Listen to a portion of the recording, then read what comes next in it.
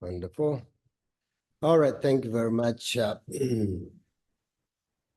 I'm going to explain a little bit about refuge and bodhisattva vows. And after that, I will give the vows to those of you who did not take it yet.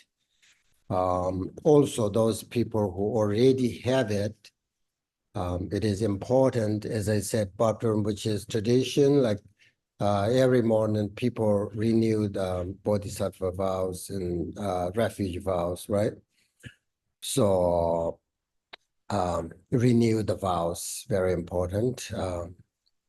But if you think you are not ready to take the vows, then you don't have to. Mahayana Buddhism is very open, very easy. You don't have to do it if you are not ready. If you are ready, then it's wonderful.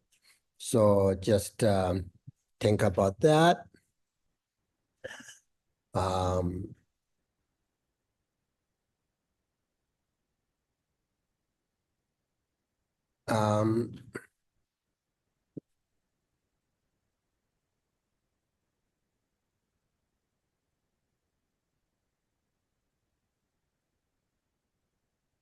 And sometimes people also hesitate to take the vows because you're thinking that your feeling of faith, love, compassion are not enough, right? Or you might think that your negative thoughts towards others has not been eliminated yet. So you think I'm not ready. So the question is, how can you really know when I say if you're ready to take the vows or not? If you're ready to take the refuge and bodhisattva vow,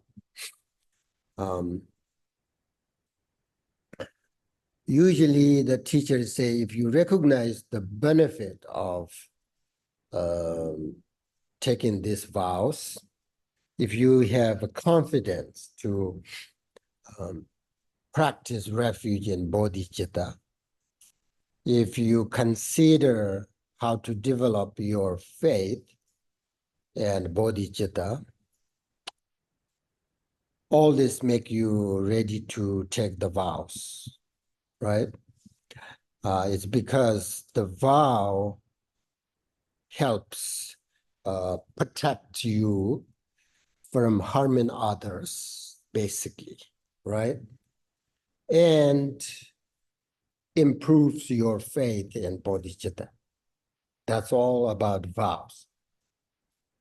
From Buddhist point of view, the reason for taking these vows, because it's only the Buddha that has taught how to achieve enlightenment.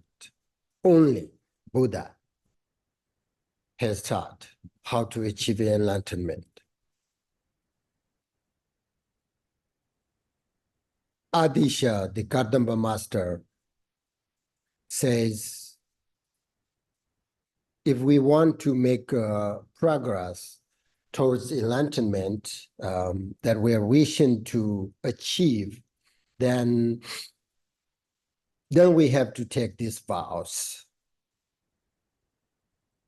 The more anger and jealousy we see within ourselves, the more we must be determined to take the vows. That's why we can protect ourselves from negative emotions, protect from ourselves from harming others if we take the vows. That's the rule. But in order to take the vows, it is very important to see the value of generating faith and bodhicitta. It is because this will inspire you to take the refuge vow and bodhisattva vow and engage in the bodhisattva practice. Because without the refuge vow, you can't take bodhisattva vow, right? So therefore, it is very important to learn the first chapter and then second chapter of the way of bodhisattva, Chodjug, because it explains the benefits of this two. Remember? We have talked about the first chapter and second chapter, and the first chapter, of course, the benefit of bodhicitta. Second chapter, remember, there are like 7 sections, that we just last teaching, we talked about the refuge section, right?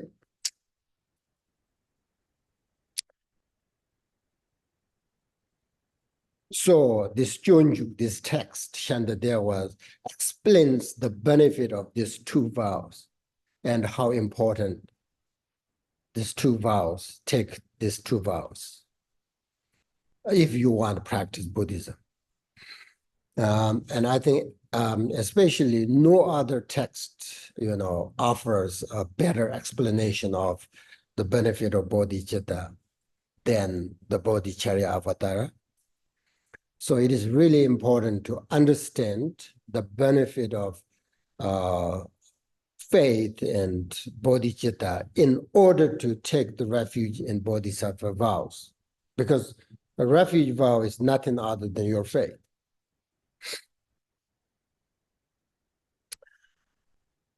Now,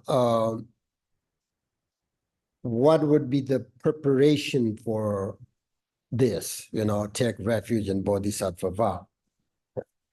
Before you take the vow, it is important to understand precepts, right?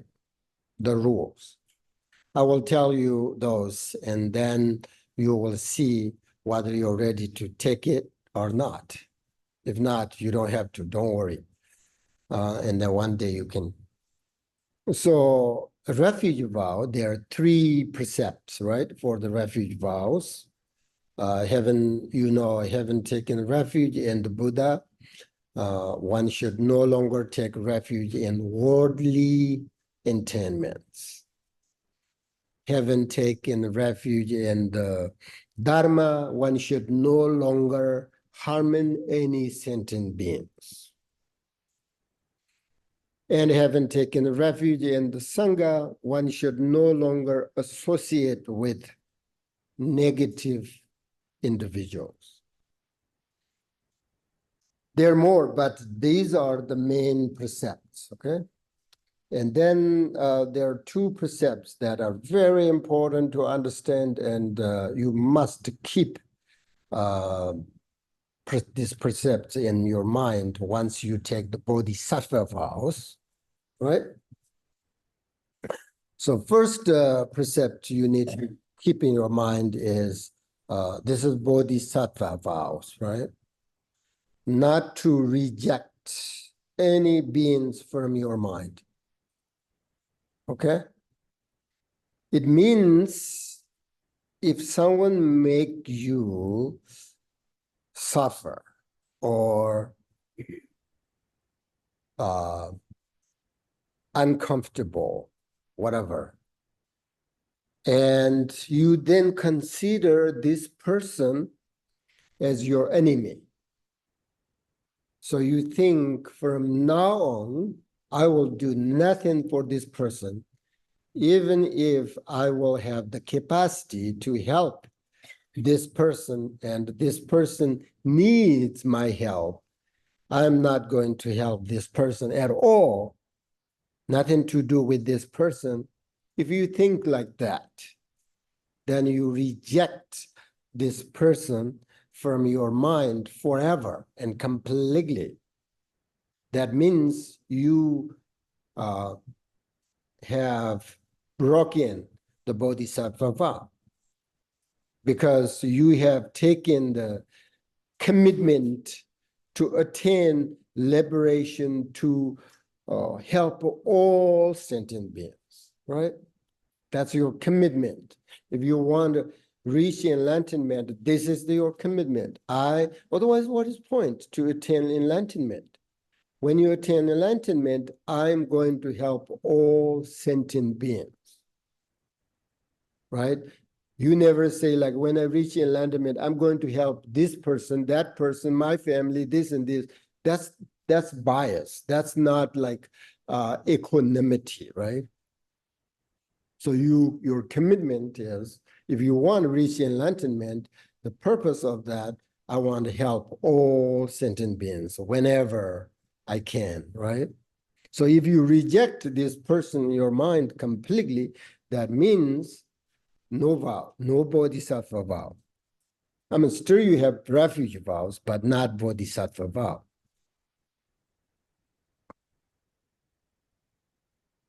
That's the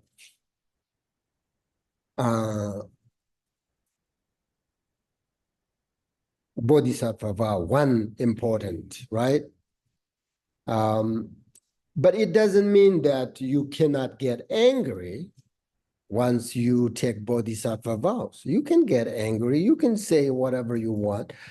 And also, this doesn't mean that you cannot temporarily keep distance from that person who is not nice and who is harming you. You can keep distance. You don't have to talk. You don't have, but you can't reject completely in your mind. And also, if you don't have, like currently don't have the capacity to help others, it is not breaking your vows. You only break this vow if you abandon someone completely from your mind, then you have broken the bodhisattva vows. Very important to understand this, okay? Because you have taken the commitment to attain enlightenment, to help all sentient beings when you take the vows, which means the benefit of others without ever rejecting a single being from your bodhicitta mind. That's why bodhicitta makes you very happy, because everybody becomes your friend if you have bodhicitta, because you never reject any sentient beings in your mind. So you are mentally connected with all sentient beings. You feel never lonely if you have a bodhicitta mind, never. Keep that in your mind. Then the other important precept is not to abandon the dharma from your mind. That means whether it is the Vajrayana or Mahayana or Hinayana, it doesn't matter which level of teaching. If you abandon completely, basically, if you abandon Buddhism, or one of these Vajrayana, Mahayana, Hinayana, or all of them, your mind think that there is no benefit from these teachings. So from now on, I'm not going to practice at all, not going to receive any teachings, either Vajrayana, Mahayana, Hinayana, or Buddhism. With this kind of thought, then you are going to lose, broken, the bodhisattva vow. You have taken your vow. Make sense?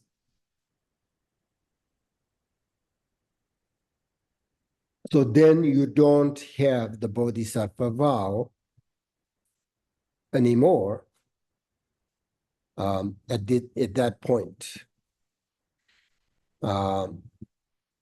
So this is different than taking the refuge vow. Taking refuge vow is related to the ordinary level. Your commitment is that you're not going to be disrespectful or unfaithful to the three jewels, basically. That's your refuge vow. And that is not difficult, you know. So that is sort of the refuge vow and main precept, basically, you know. Do not sort of disrespect or unfaithful three jewels. But taking bodhisattva vow is more advanced level, right? Because all of these commitments that you're going to make when you take this vow. So it's more sort of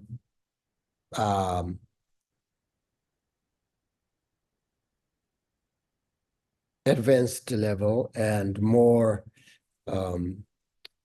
bodhisattva vow is more powerful. But refuge vow is easy, kind of take refuge vow is easier than bodhisattva vow. So you should think about that.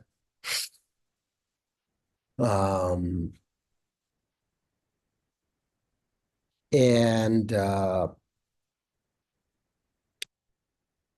I need to make sure that you understand the rules, you know.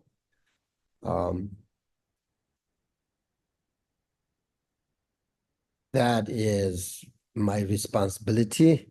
Whether you keep the commitment or not, that's your responsibility. I can't do anything about it. So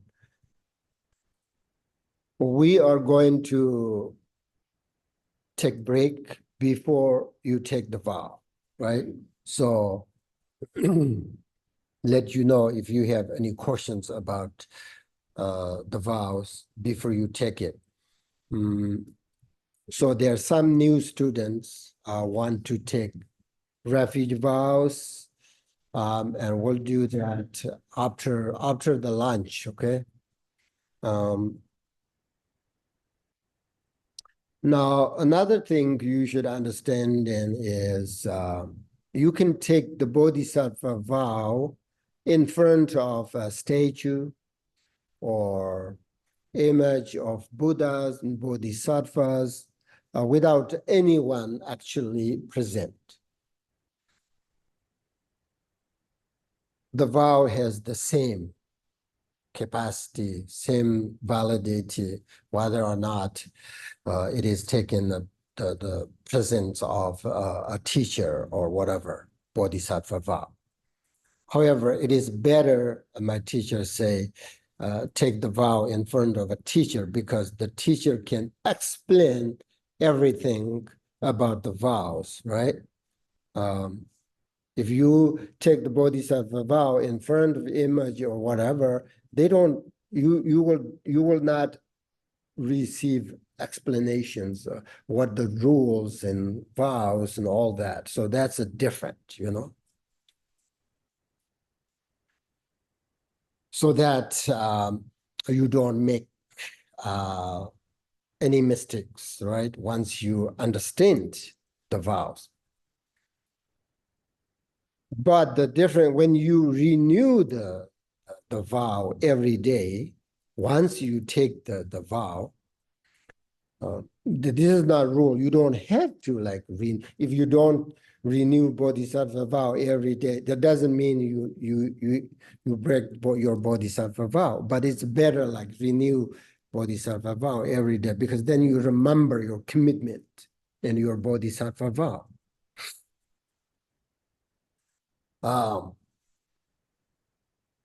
And when you renew bodhisattva vow, you can do it in front of your teacher. You can do it without teacher. You can do it without any shrine. Nothing. Just you can do it in the middle of nowhere. That's that.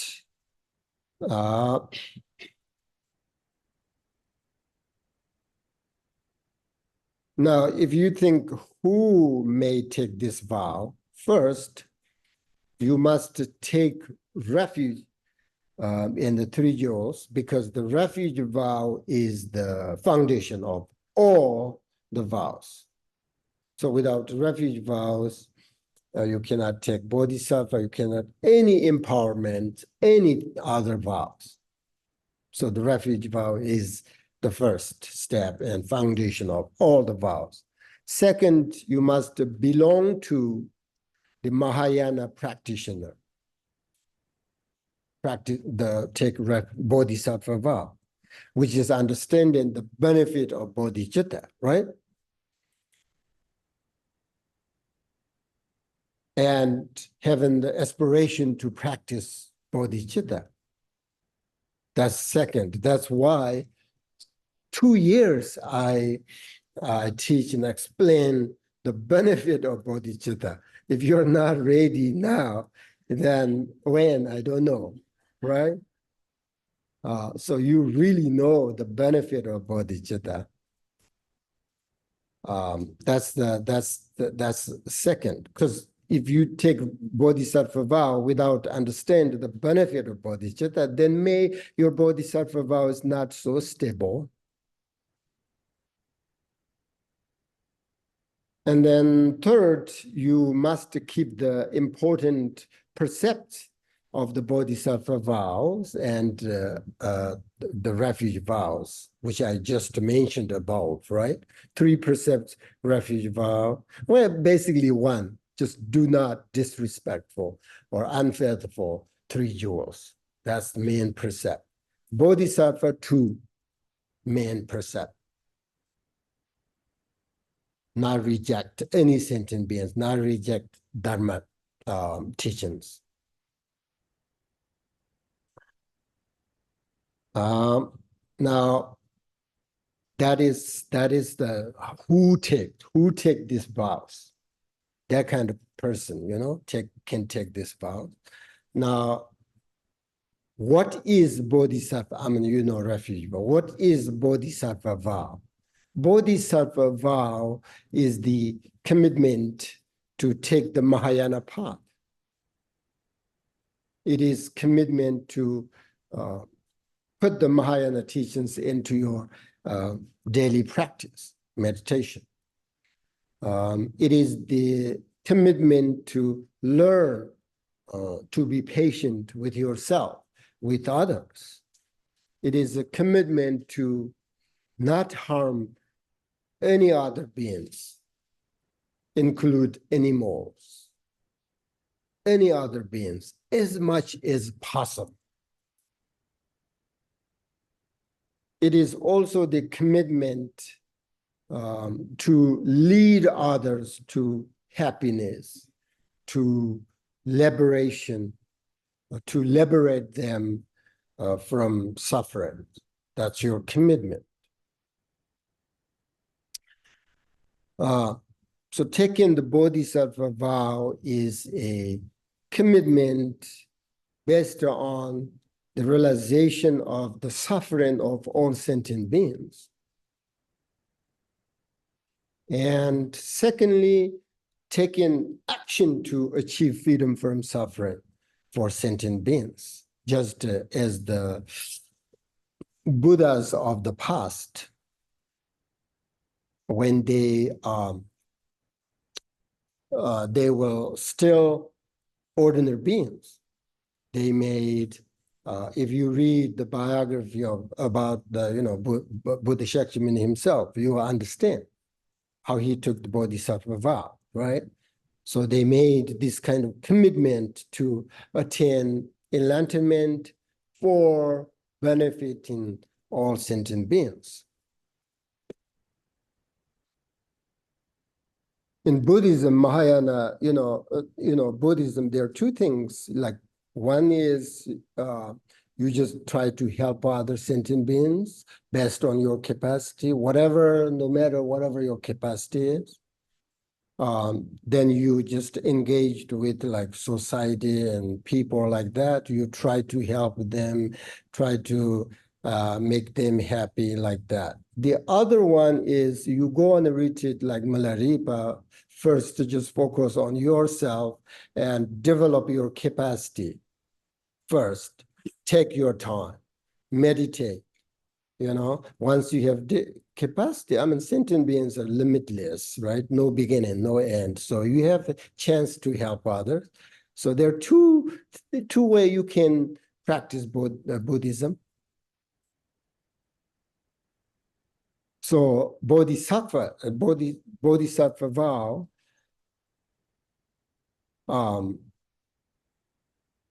take bodhisattva vow, you make this commitment, right? Like Buddhas in the past, right?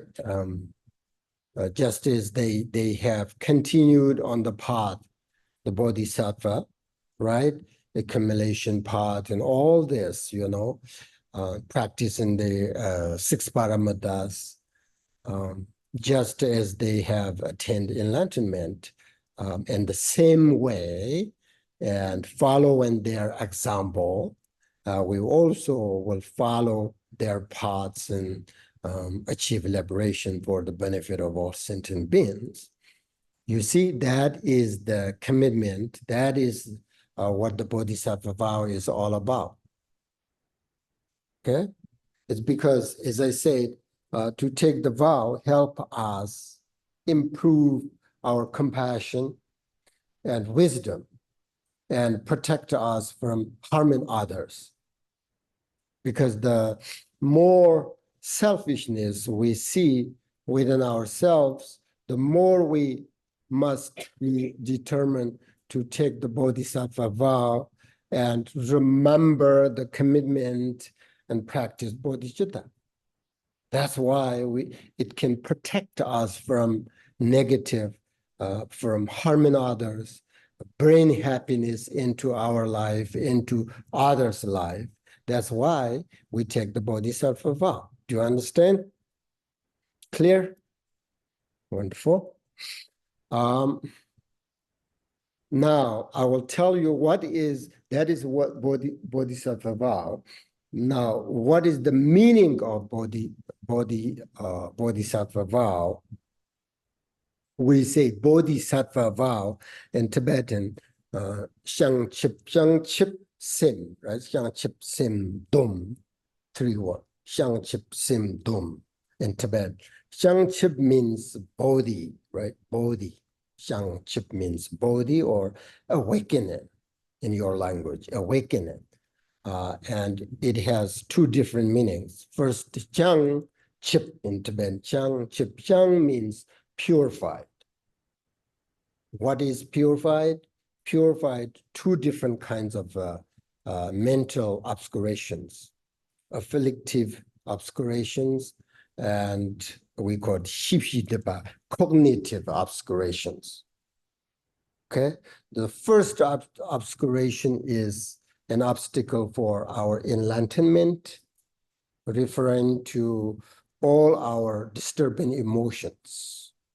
And then the second cognitive obscuration is incorrect understanding of the nature of reality, which obscures becoming omniscient, which means complete enlightenment. So according to Buddhist philosophy, this is a big subject, but this is not this is enough for us, right? So Shang means basically purifying both these 2 obscurations, okay? And then Chip means perfect, like perfected, comprehend, Chip means. It refers to perfect, Chip means perfect qualities, like possession of qualities, which is the omniscient that knows the ultimate nature of all phenomena and their manifestations. Omniscient doesn't mean know everything. Omniscient means you know something that's necessary to achieve enlightenment, right? Basically, wisdom, great wisdom. So it means, omniscient means develop full wisdom about Buddha Dharma.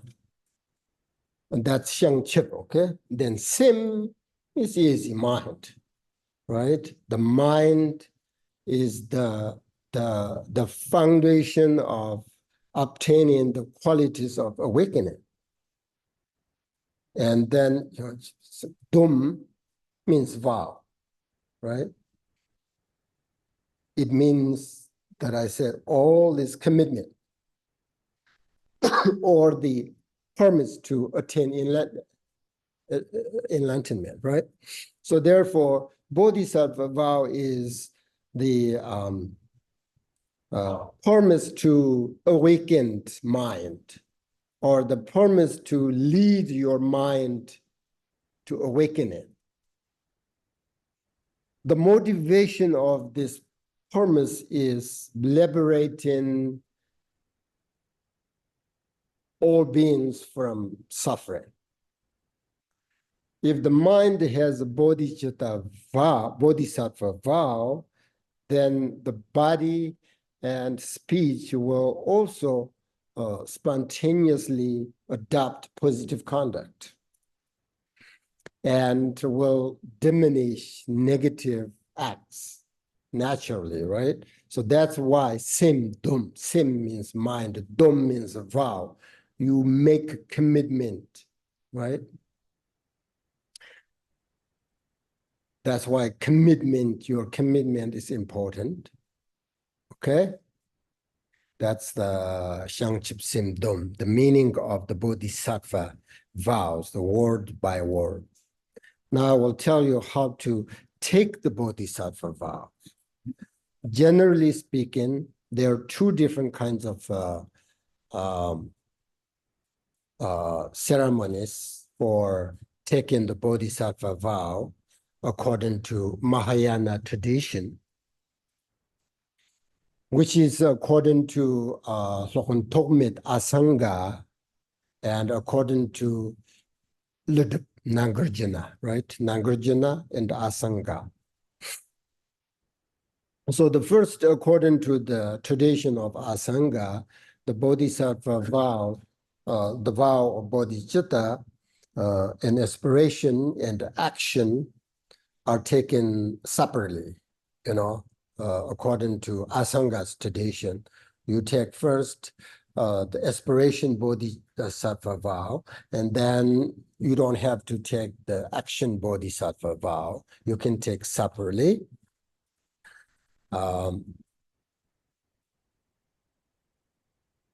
So it has two different ceremonies, right?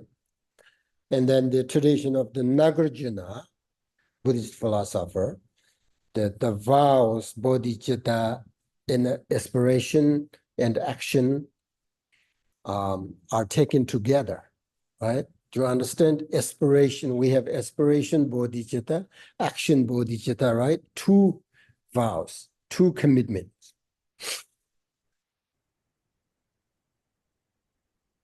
So it is very common, like I never took the bodhisattva vow according to Asanga's tradition. Like my teachers never give like them separately.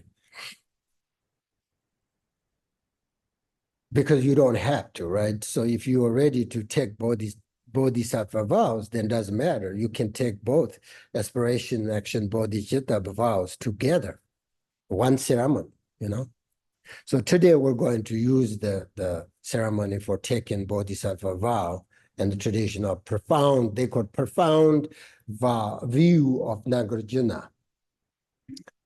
So you're going to take the vow of bodhicitta, and aspiration and action are together. So if you have aspiration bodhicitta already and you're ready to act, then you have the vow. More powerful. And this tradition, the Nagarjunas, this ritual has three different parts, okay? So the preparation part, the main part, and then conclusion part, okay? So I arranged this bodhisattva vow ritual according to the tradition of Paltrul Rinpoche's instruction, which is also based on the Nagarjuna's tradition. And just to let you know that I received the Bodhisattva vows many times, many times from different teachers, and especially many times from Kanchen Nyingma Panso.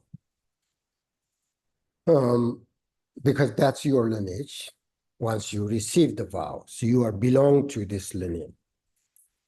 So as I said, there are three parts, right? So first is preparation. We're going to finish in this section, preparation. When you take in Bodhisattva vow, you should have, again, pure motivation of doing it for the sake of all sentient beings, right? That's why this is called preparation, right? You should be thinking that you want to achieve enlightenment. That is kind of selfish motivation, but achieve enlightenment so that you can help others, then there's no selfish mind, right? So I want to achieve enlightenment so that I can help others. So you're doing this basically for the benefit of all sentient beings.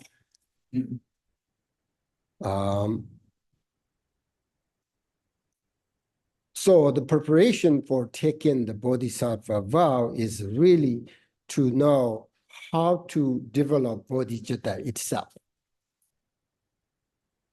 You must have that knowledge and have the intention to develop your mind to benefit others. And the best time to take this vow is when you have a strong altruistic mind. When you are at the stage called aspirational bodhicitta, you are ready to take the bodhisattva vows. For example, sometimes when I practice bodhicitta aspiration bodhicitta, not action, right? Aspiration bodhicitta, sometimes I really feel that like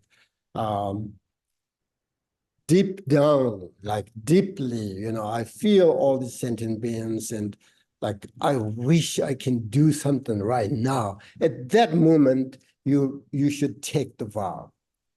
That's the best time. My teachers always say. Otherwise, like you don't feel any bodhicitta, aspiration, bodhicitta, nothing in your mind. Then you take the vows. It's still good, but not really strong, right? So when you feel the aspiration, bodhicitta in your mind, then you should take the bodhisattva vow. Or you already took bodhisattva, you have bodhisattva, you should renew the bodhisattva at that time, because that gives you more like power, that your aspiration bodhicitta grow more, because there is a blessing. That is what we call blessing, right? Other than that, there's no such thing as blessing, So that is the best time to take the vow, or best time to renew the vow, okay?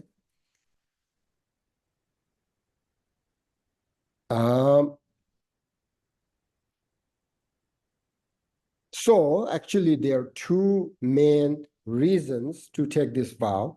Temporarily, you can develop your bodhicitta so that you will reach the Mahayana path and you become a great sort of human being, we call bodhisattva. That's one reason. The second reason is ultimately you have the potential to attain enlightenment through practice in bodhicitta, right? So that your capacity to help others will be very powerful. It means you are ready to sort of fearlessly face all its difficulties and when you have these vows, then you feel like very genuinely like when you help others, right? So that's the preparation, okay? That's the preparation, which is basically about your motivation. Now, if you want to take this vow or renew the vow, keep that motivation, and we're going to recite the Refuge, Bodhicitta, and four measurable prayers 3 times, because the essence of these prayers is simply to correct our motivation, okay? So now we can say, we have the text, right? The refuge and the cultivate bodhicitta.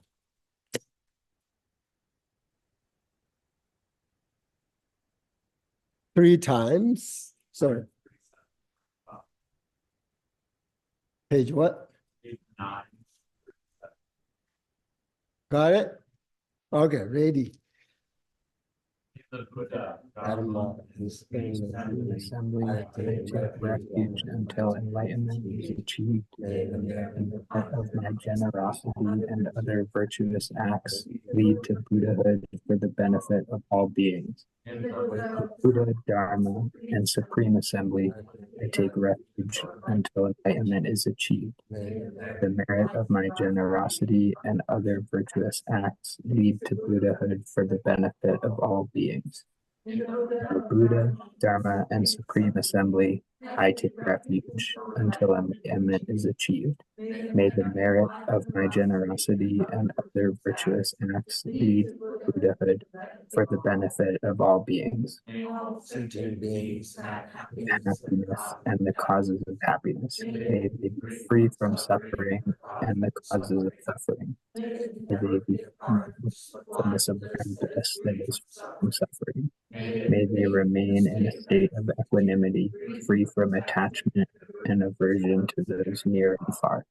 May all sentient beings have Happiness and the causes of happiness. free from Suffering and the causes of suffering. May they never be apart from the sublime bliss that is free from suffering. May they remain in a state of equanimity, free from attachment and aversion to those near and far.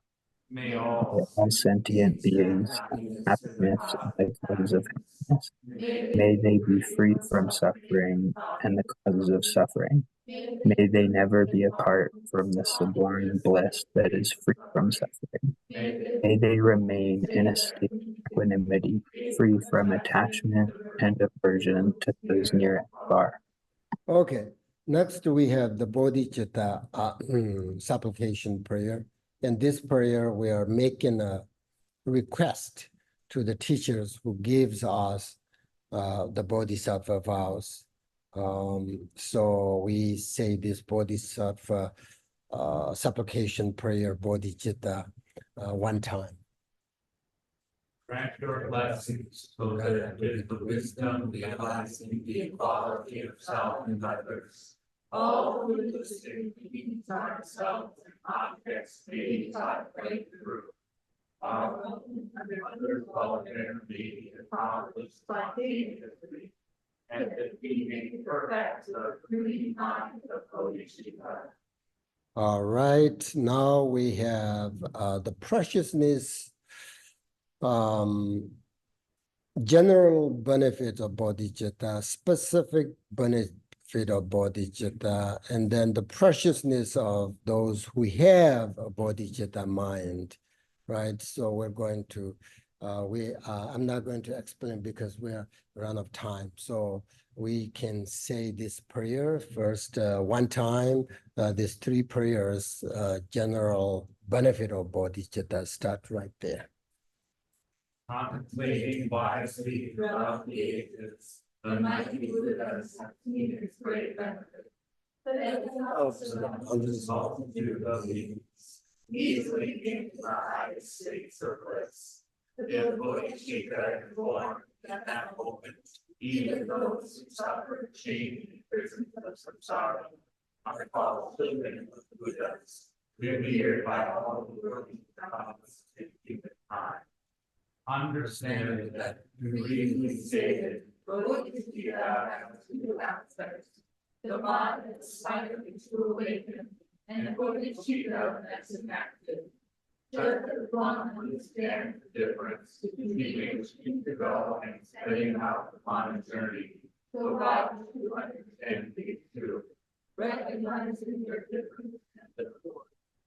I bow down before all those in whom the most practice sacred mind is born. I take refuge in those great sources for joy, who bring bliss into those who harm them.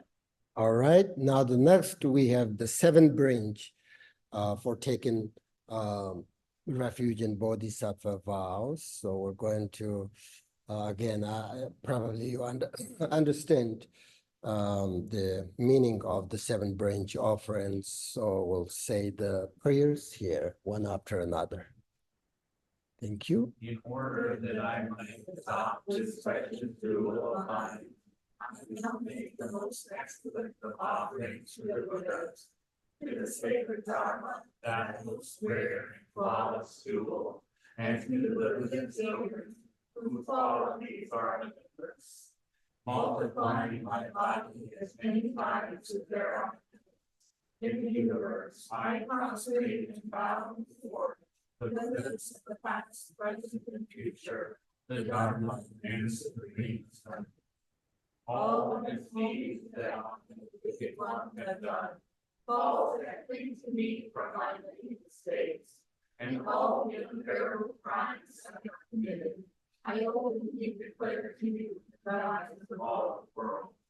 Let I rejoice in the seed of virtue, within the noble intention of Bodhicitta, wishing to secure the happiness of beings, and acting that benefits all.